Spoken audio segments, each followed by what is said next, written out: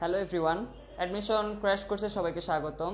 আজকে আমরা differentiation part 3 এর সলভ ক্লাসটা দেখব। তো তুমি যদি পরীক্ষাটা না দিয়ে থাকো, এই ভিডিও ডেসক্রিপশন বক্সে পরীক্ষার লিঙ্কটা দেওয়া আছে, আগে তুমি প্রশ্নটা দেখো, পরীক্ষাটা দাও, তারপর তুমি সলভ ক্লাসটা দেখবা, কেমন?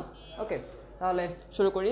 এক নম্বর কোয়েশ্চেনটা কি বলা আছে, sine A x plus B এর এনতম অন্তরক সহগ কত? ওকে, মুখস্থ সেটা কত? A power N sine N pi by 2 into N plus A x plus B. Answer হচ্ছে ক। ঠিক আছে, মুখস্থ কেন?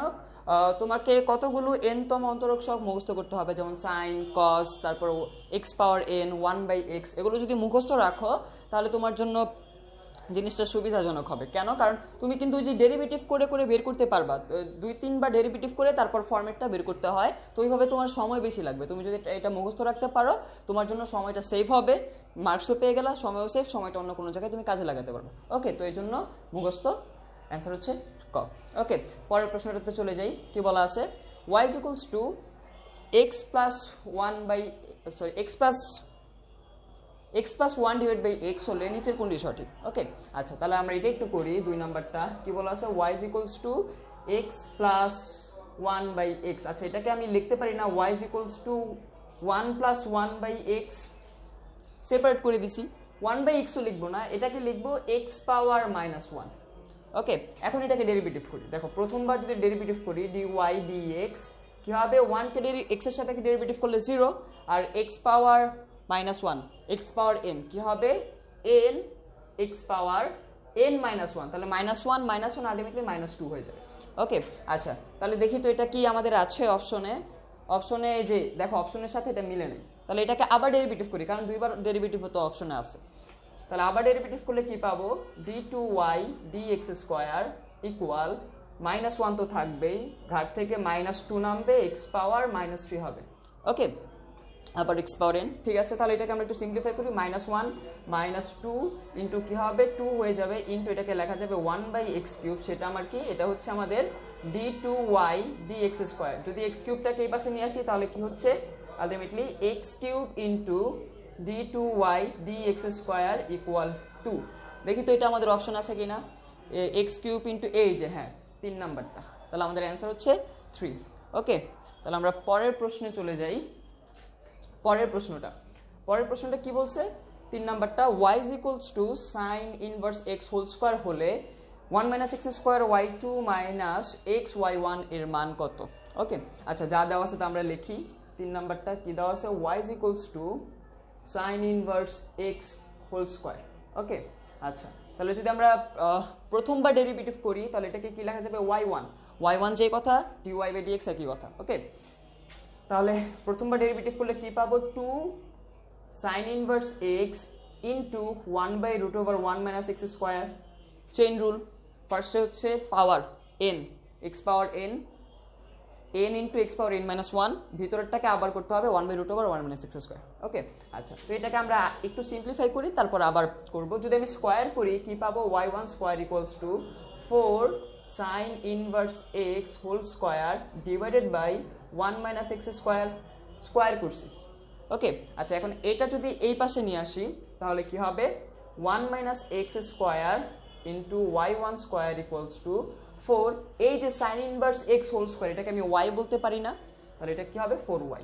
ওকে, তাহলে এটাকে আবার ডেরিভেটিভ করতে হবে, যে y2 কোথায়? যে y2 দুইবার ডেরিভেটিভ, তাহলে আবার যদি ডেরিভেটিভ করি তাহলে দেখো, এখানে ডেরিভেটিভ করলে u_v এর ফর্মুলা দিতে হবে। ঠিক আছে, তাহলে দেই u_v এর ফর্মুলা। u কে রেখে b কে করব,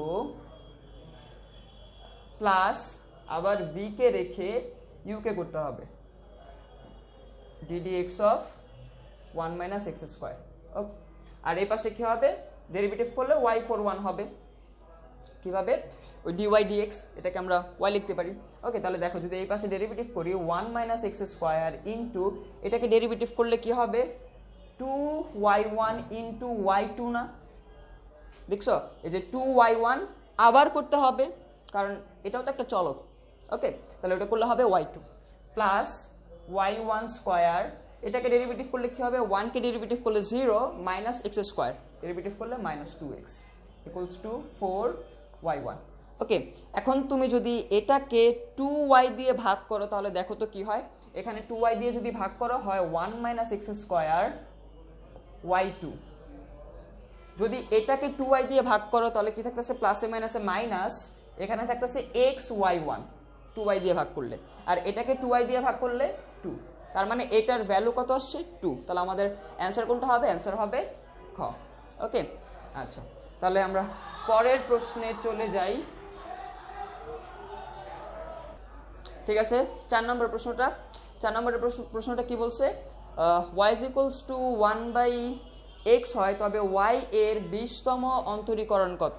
এই যে বলছিলাম যে আমাদের nতম অন্তরকটা মনে রাখতে হবে, কার কার জন্য সাইন, তারপর cos, x power n, 1/x, আরও কিছু স্পেশালগুলো আছে, এগুলো যদি মুখস্থ রাখো তাহলে ভালো। আচ্ছা তাহলে এটা আমি একটু তোমাদের বলে দিই শর্টকাটটা এটার।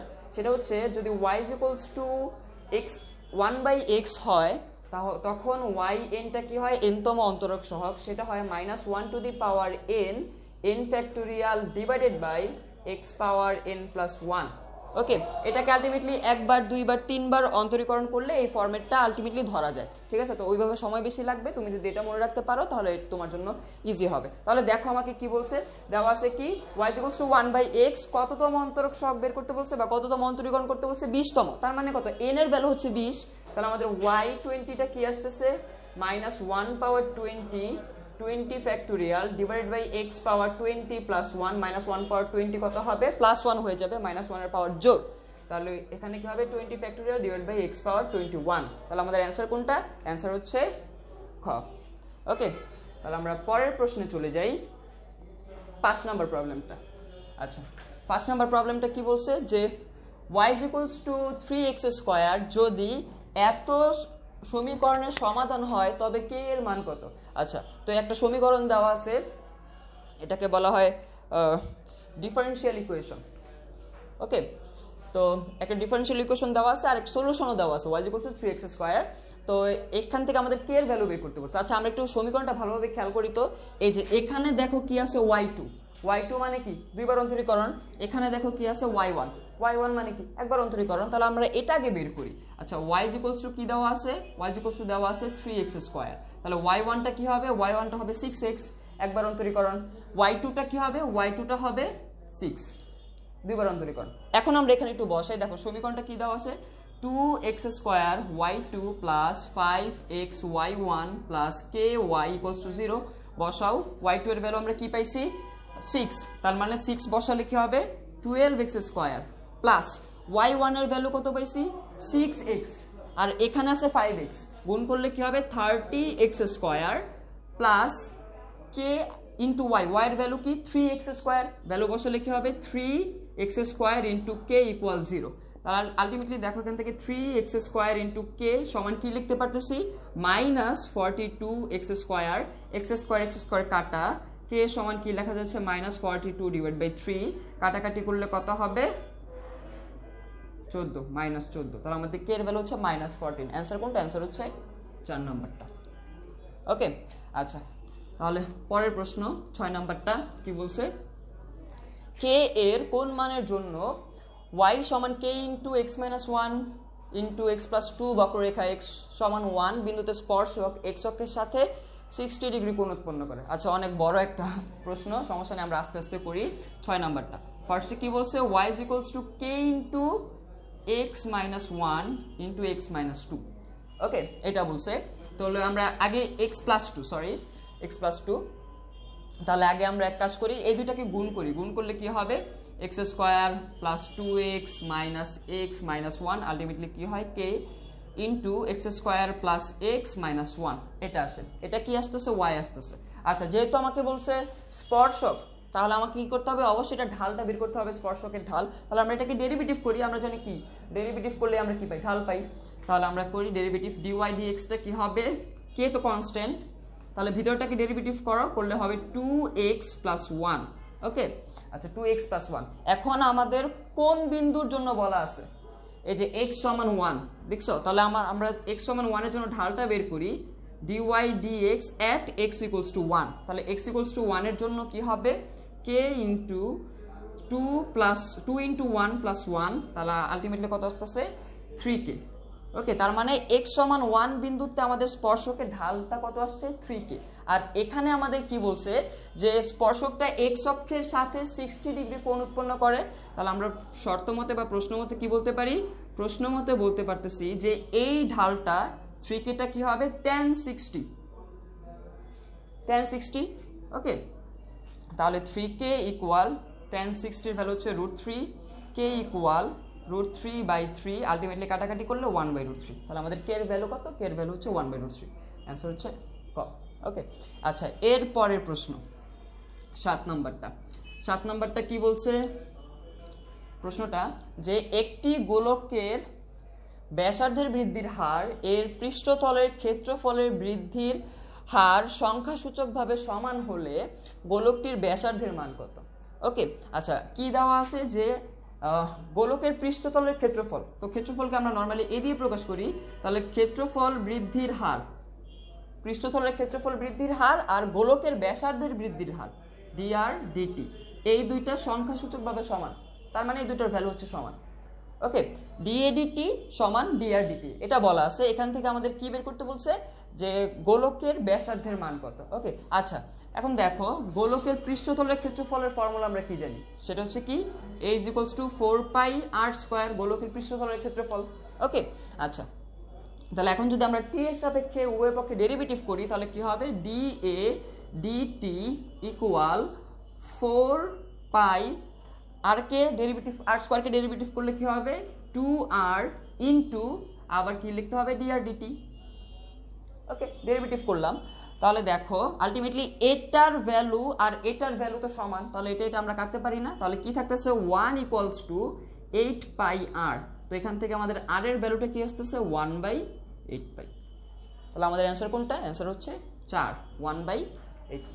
ওকে, আচ্ছা এরপরে 8 নম্বর প্রশ্নটা কি বলছে, যে y = x/ln x এর ক্ষুদ্রতম মান কত, মুখস্থ, সেটা কি, সেটা হচ্ছে e।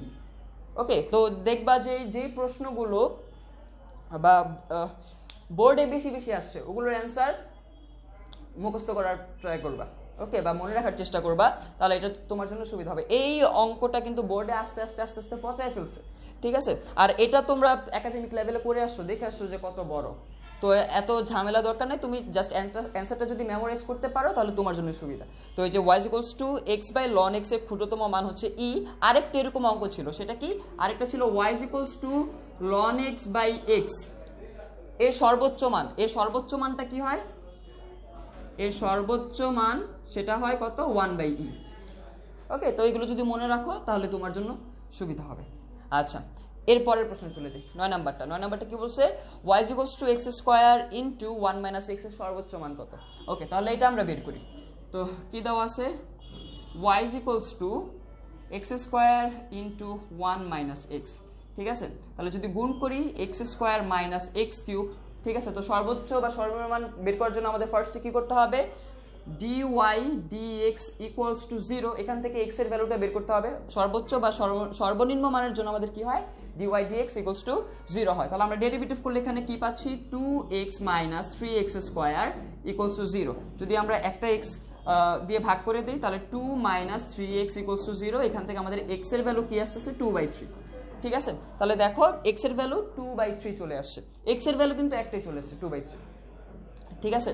আচ্ছা তাহলে দেখি এটার জন্য কি আমরা সর্বোচ্চ মান পাবো না সর্বনিম্ন মান পাবো, এটার জন্য আমাদের কি করতে হবে, second derivative test d2y dx² বের করতে হবে। তাহলে দেখো এটা হচ্ছে আমাদের dy dx, আবার ডেরিভেটিভ করলে আমরা কি পাবো 2 - 6x পাবো। ওকে, তো এখানে যদি আমরা x এর ভ্যালু 2/3 বসাই, 2/3 কোথায় বসাবো, d2y dx² যদি বসাই তাহলে 2 - 6 × 2/3, 3 দিয়ে 6কে কাটলে 2, তাহলে 2 - 4 - 2, 0 থেকে ছোট। ওকে, তার মানে এই x = 2/3 এর জন্য আমি কি পাবো, যেহেতু 0 থেকে ছোট তার মানে সর্বোচ্চ মান পাবো।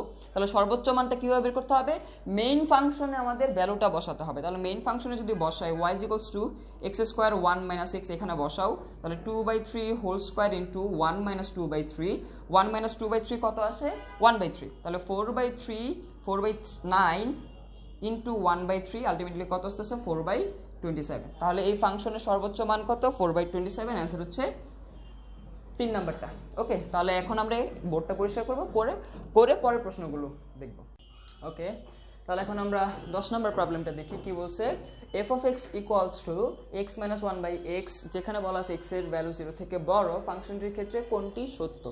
অপশন কি দেওয়া আছে? শুধু গুরুমান আছে, 2 নাম্বার শুধু লঘুমান আছে, 3 নাম্বার গুরুমান ও লঘুমান নেই, 4 নাম্বার গুরুমান ও লঘুমান সমান। ওকে, তো গুরুমান লঘুমানে যেহেতু বলছে, তো এটা আমাদের টেস্ট করে দেখতে হবে। আচ্ছা, তার মানে এই ফাংশনটা কিন্তু আমাদের y, তাহলে y is equals to কি দেওয়া আছে? x minus 1 by x কে লিখলাম x পাওয়ার -1। ওকে, আচ্ছা, তাহলে আমাদের ডেরিভেটিভ করতে হবে dy dx। তাহলে dy dx টা কি আসতেছে? x কে ডেরিভেটিভ করলে 1 -1 ইনটু x পাওয়ার -2, আলটিমেটলি এটা কি আসতেছে? 1 plus 1 by x square. Okay, derivative করলাম, এটা আসছে। তো আমাদের গুরুমান বা লঘুমান কিভাবে বের করতে হয়? গুরুমান বা লঘুমানের জন্য first derivative equals to 0, dy dx equals to 0। তাহলে আমরা কি বলতে পারি? dy dx equals to 0। ওকে, তাহলে যদি এখানে আমরা লসাগু করে দিই direct x square plus 1 equals to 0, ultimately দেখো কি আসতেছে? x square plus 1 equals to 0।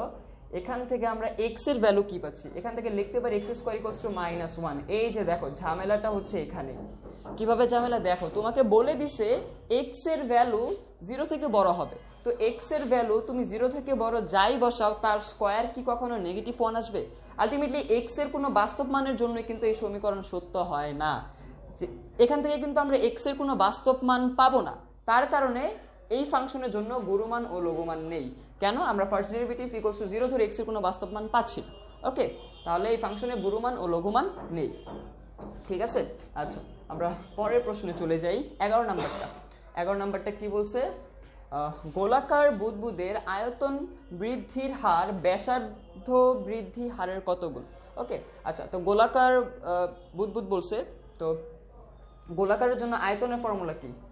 4/3 b equals to 4/3 pi r cube. Okay, এটা হচ্ছে আয়তনের ফর্মুলা। তাহলে এখন যদি আমরা ডেরিভেটিভ করি t এর সাপেক্ষে dv by dt equals to কি হবে? 4/3 পাই, এটাকে ডেরিভেটিভ করলে কি হবে? 3r square into dr dt। ওকে, তাহলে এটা আমাদের কি আসতেছে? dv dt আসতেছে কত? 3 কাটা 4 পাই r স্কয়ার dr dt। এই যে গোলাকার বুদবুদের আয়তন বৃদ্ধির হার ব্যাসার্ধ বৃদ্ধির হারের কত গুণ? 4 পাই r স্কয়ার গুণ। ওকে, তাহলে আমাদের অ্যান্সার কোনটা? অ্যান্সার হচ্ছে 3 নাম্বারটা, 4 পাই r স্কয়ার। ঠিক আছে, আচ্ছা, এখন আমরা 12 নম্বর প্রশ্নে চলে যাই। 12 নম্বর প্রশ্নটা কি দেওয়া আছে? যে সরল রেখায় চলন্ত কোনো কণা t সেকেন্ডে s দূরত্ব অতিক্রম করে। ঠিক আছে, t এর একটা সমীকরণ, s এর একটা সমীকরণ দেওয়া আছে, হলে 2 সেকেন্ড পর ত্বরণ কত? ওকে, দূরত্বের একটা সমীকরণ দেওয়া আছে, আমাদের ত্বরণ বের করতে বলছে। তো আমরা জানি কি জানি যে আচ্ছা, নরমালি আগে এসটা লিখি, পরে কি জানি তা বলতেছি, 2t স্কয়ার প্লাস 2t। ওকে, আচ্ছা, যদি আমরা সময়ের সাপেক্ষে দূরত্বকে একবার ডেরিভেটিভ করি, তাহলে আমরা কি পাই? বেগ পাই। ওকে, তাহলে দেখি তো একবার ডেরিভেটিভ করলে কি আসতেছে? 3t square plus 4t plus 2। ঠিক আছে, যদি সময়ের সাপেক্ষে দূরত্বকে দুইবার ডেরিভেটিভ করি, তাহলে আমরা কি পাই? দুইবার ডেরিভেটিভ করলে আমরা ত্বরণ পাই a। ঠিক আছে, আচ্ছা, তাহলে dt স্কয়ার, তাহলে একবার ডেরিভেটিভের ভ্যালু এটা আসছে, এটাকে আবার ডেরিভেটিভ করি, বা তুমি এটাও করতে পারো, তুমি সময়ের সাপেক্ষে বেগকে একবার ডেরিভেটিভ করতে পারো, তাও তুমি ত্বরণ পাবা। তো এটা কিন্তু একই কথা। ঠিক আছে, আচ্ছা, তাহলে এটাকেই তো আলটিমেটলি ডেরিভেটিভ করতে হবে আরেকবার। তা আরেকবার ডেরিভেটিভ করলে আমরা কি পাবো? 6t plus 4। তাহলে আমাদের ত্বরণের সমীকরণটা কি আসতেছে? 6t plus 4। আমাদের কত সময় পর বলছে? 2 সেকেন্ড পর। তাহলে t এর ভ্যালু 2 বসাও, তাহলে কি আসবো? 6 × 2 মানে 12 প্লাস 4 16, একক কি হবে? Metre per second square. আচ্ছা, তো আমাদের অ্যান্সার 16। তো তোমরা ফার্স্টে কি করবা? 16 বের করে দ্রুত ঝটপট এটা দাগিয়ে ফেলবা, কিন্তু ভালোভাবে খেয়াল করতো। 16 তো ঠিক আছে, এটার এককটা কি? Metre per second. Metre per second কি ত্বরণের একক? তার মানে অ্যান্সার কিন্তু এটা হবে না। এককটা কি হতে হবে? Metre per second square. তাহলে দেখো কোনটার এককই মিটার পার সেকেন্ড স্কয়ার নাই, অ্যান্সার কি? অ্যান্সার নাম একক দেখে ওইটা বলা যায়। আমাদের আসছে 16 মিটার পার সেকেন্ড স্কয়ার। ঠিক আছে, আচ্ছা, যাই হোক আমরা এর পরের প্রশ্নে চলে যাই, ফোকাস করার দরকার ছিল না। ওকে, 13 নম্বর প্রশ্নটা কি বলছে? তাপ প্রয়োগের ফলে ধাতুর তৈরি একটি গোলাকার থালার ব্যাসার্ধ প্রতি সেকেন্ডে 0.25 সেন্টিমিটার বাড়ে। ওকে, তার মানে কি দেওয়া আছে? ব্যাসার্ধ বৃদ্ধির হার দেওয়া আছে dr dt কত? 0.25। এককটা কি দেওয়া আছে? সেন্টিমিটার দেওয়া আছে। ঠিক আছে, আমরা এককটা মাথায় রাখলাম। এরপর বলছে যখন থালাটির ব্যাসার্ধ 7 সেন্টিমিটার তখন তলের বৃদ্ধির হার কত? তলের বৃদ্ধির হার বলতে কি বুঝাইছে?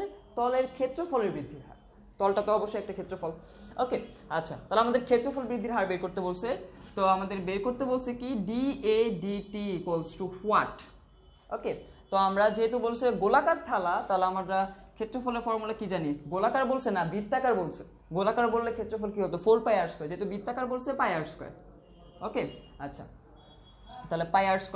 তাহলে আমরা যদি ডেরিভেটিভ করি t এর সাপেক্ষে dA dt ইকুয়ালস টু কি হবে? Pi into 2r dr dt। এখন দেখো এগুলো সবগুলোর ভ্যালু দেওয়া আছে। কি দেওয়া আছে? পাই রাখলাম, 2 ইন্টু আর কত বলা আছে? ব্যাসার্ধ যখন 7 আর এটার ভ্যালু কত দেওয়া আছে? 0.25। আলটিমেটলি কত হচ্ছে?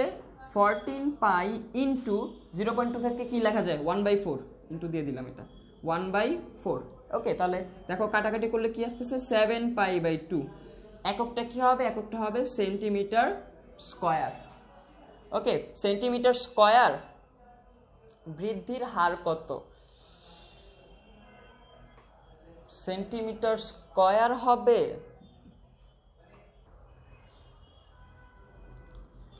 আলটিমেটলি কি হবে?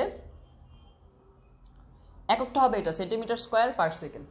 ওকে, আচ্ছা, ঠিক আছে। তো কিন্তু দেখো অপশনে কিন্তু নাই, এটা অপশনে কিন্তু এটা নাই। 7π/2 কোথাও আছে অপশনে? অপশনে নাই। তাহলে কি করতে হবে? আচ্ছা, পায়ের ভ্যালুটা আমরা বসাই। 7 ইন্টু কি হবে? 3.1416। ওকে, ডিভাইড বাই 2। আচ্ছা, 7কে 3.1416 দিয়ে গুণ করে একটু ঝামেলার জিনিস। তো এক কাজ করো, তুমি কি করবা? এরকম থাকলে একটা রাউন্ড ফিগার নিয়ে গুণ করবা। তো কাছাকাছি ভ্যালু 3, তো আমরা 3 দিয়ে একটু ক্যালকুলেশন করে দেখি তো কি হয়। 3 দিয়ে ক্যালকুলেশন করলে আমাদের কত হবে? 3 7 21, 21/2 আলটিমেটলি কত আসতেছে? 10.5। আসলে কি 10.5 আসবে? তার থেকে একটু বেশি আসবে না, কারণ ওই যে আমরা 0.1416 বাদ দিয়ে দিছি। ওকে, যাই হোক 10.5। এখন দেখি এটার কাছাকাছি আমাদের অপশন কোনটা আছে? 11। তাহলে হবে 11 সেন্টিমিটার স্কয়ার। ওকে, এখন তোমাদের প্রশ্ন থাকতে পারে যে ভাই একক তো লিখছেন সেন্টিমিটার স্কয়ার পার সেকেন্ড। এই যে দেখো এখানে বৃদ্ধির হার বলে দিছে। হার মানে কি? সময় না? তো আলটিমেটলি এই যে হার তো বলেই দিছে, এই কারণে 11 সেন্টিমিটার স্কয়ার হবে। ওকে, আচ্ছা, ঠিক আছে, আমরা পরের প্রশ্নটা দেখি। পরের প্রশ্নটা, আচ্ছা, প্রশ্ন ছিল পরিবর্তনের হার না, পরিবর্তন কত। ঠিক আছে, 14 নম্বর প্রশ্ন। 14 নম্বরটা, কোন বৃত্তের ব্যাসার্ধ প্রতি সেকেন্ডে 2 মিটার হারে বৃদ্ধি পাচ্ছে। ওকে, তাহলে 2 মিটার হারে বৃদ্ধি পাচ্ছে। তাহলে কি দেওয়া আছে? ব্যাসার্ধ দেওয়া আছে dr dt কত? 2। ঠিক আছে, ব্যাসার্ধ যখন 5 মিটার তখন বৃত্তটির ক্ষেত্রফলের পরিবর্তনের কত? পরিবর্তন কত? Sorry, to printing mistake. পরিবর্তন কত? ওকে, আচ্ছা, তাহলে পরিবর্তন চাইছে, আর আলটিমেটলি কি চাইছে? dA dt equals to what? Okay, ক্ষেত্রফলের পরিবর্তন। আচ্ছা, তাহলে এটা কিভাবে করতে হবে? আবার ওই যেহেতু বলছে বৃত্ত, তাহলে a সমান কি হবে? পাই আর স্কয়ার। আলটিমেটলি কি ডেরিভেটিভ করলে dA dt equals two pi into 2r into dr dt কত হয়? দেখো সবগুলোর ভ্যালুই দেওয়া আছে। পাই, আর এর ভ্যালু কত বলা আছে? 5, আর dr dt কত বলা আছে? 2। আলটিমেটলি কত হয়? 20 পাই। তো তোমরা 20 পাই দিয়া তো দেখা তো এই যে অ্যান্সার শেষ। এই যে ঝামেলা এখানে। এই যে দেখো পরিবর্তন dA dt এককটা কি হবে? Metre square per second. এই যেটা একটা কি আছে? Metre square. এখানে কিন্তু হার বলে দেওয়া নেই। যদি হার বলে দেওয়া থাকতো তাহলে কি হতো? এই 20 পাই মিটার স্কয়ার। হার বলে দেওয়া থাকলে, কিন্তু এখানে তো হার বলে দেওয়া নেই, তাহলে আমাদের অ্যান্সার কোনটা হবে? অ্যান্সার হবে যে এটা 20 পাই মিটার স্কোয়ার পার সেকেন্ড পরিবর্তনটা। ঠিক আছে, আচ্ছা ওকে। এরপরে লাস্ট কোয়েশ্চেন 15 নাম্বারটা কি বলা আছে যে নিচের কোন ফাংশনটির স্পর্শকের ঢাল পরিবর্তনশীল নয়? ঢাল পরিবর্তনশীল নয় সেটা আমাকে বের করতে বলছে। ওকে, ঢাল আমরা কি জানি? Dy dx. তাহলে আমরা এক কাজ করি, ডেরিভেটিভ করা শুরু করি। দেখো প্রথমটা যদি আমরা ডেরিভেটিভ করি ডিওয়াই ডিএক্স, প্রথমটা কি দেওয়া আছে? y is equals to e power x, e power x K derivative করলে কি e power x। তাহলে দেখো প্রথমটার জন্য ঢাল হচ্ছে এটা দেখো e power x আসতেছে। এখন দেখো x এর ভ্যালু তুমি যদি চেঞ্জ করো, আমাদের ঢালটা কি পরিবর্তন হচ্ছে না? x এর ভ্যালু 0 হলে ঢাল হচ্ছে 1, x এর ভ্যালু 1 হলে ঢাল হচ্ছে e, x এর ভ্যালু 2 হলে ঢাল হচ্ছে e স্কয়ার। তার মানে এটা ঢাল কিন্তু পরিবর্তনশীল। ওকে, পরেরটা আমরা দেখি 2 নাম্বারটার জন্য dy dx ইকুয়ালস টু কি হবে? ডেরিভেটিভ করলে হবে 2mx। এই যে এখানে দেখো এই যে x এর ভ্যালু পরিবর্তন করলে ঢালের ভ্যালুর পরিবর্তন হচ্ছে। ওকে, 1 বসালে কি 2m, 2 বসালে 4m পরিবর্তন হচ্ছে। তাহলে এটা আমাদের কি অ্যান্সার হবে? হবে না। আচ্ছা আমরা পরেরটা আবার ডেরিভেটিভ করি, তাহলে y dy dx পরেরটার জন্য কি হবে? কি দেওয়া আছে? y is equals to x power n। তাহলে ডেরিভেটিভ করলে আমরা কি পাবো? n x power n minus 1। এই যে আবার দেখো এইটার মধ্যে আবার x আছে, x এর ভ্যালু পরিবর্তন করলে ঢালের ভ্যালুটা পরিবর্তন হচ্ছে।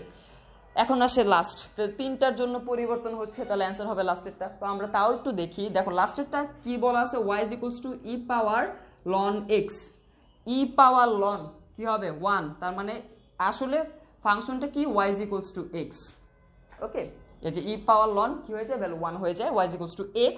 তাহলে এটাকে ডেরিভেটিভ করলে আমরা কি পাবো? dy dx equals to 1। এই যে দেখো তুমি x এর ভ্যালু যতই বসাও না কেন, যতই পরিবর্তন করো, আমাদের ঢাল সবসময় কি 1 থাকতেছে। তাহলে আমাদের কি ঢাল পরিবর্তনশীল নয় কোনটা? অ্যান্সার হচ্ছে 4, y is equals to e to the power ln x। তো এই ছিল আমাদের ডিফারেন্সিয়েশন পার্ট 6 এর উপর সলভ ক্লাস। আশা করি তোমাদের এই ক্লাসটা দেখে কিছুটা হলেও উপকৃত হয়েছে, নতুন কিছু শিখতে পেরেছো। তো যদি কিছুটা উপকৃত হও, নতুন কিছু শিখো, তাহলে অবশ্যই এই ভিডিওটা তুমি তোমার বন্ধুবান্ধবদের সাথে শেয়ার করবে এবং লাইক কমেন্ট করে আমাদের পাশে অবশ্যই থাকবে। তো আজকে ক্লাস এই পর্যন্তই, ধন্যবাদ সবাইকে।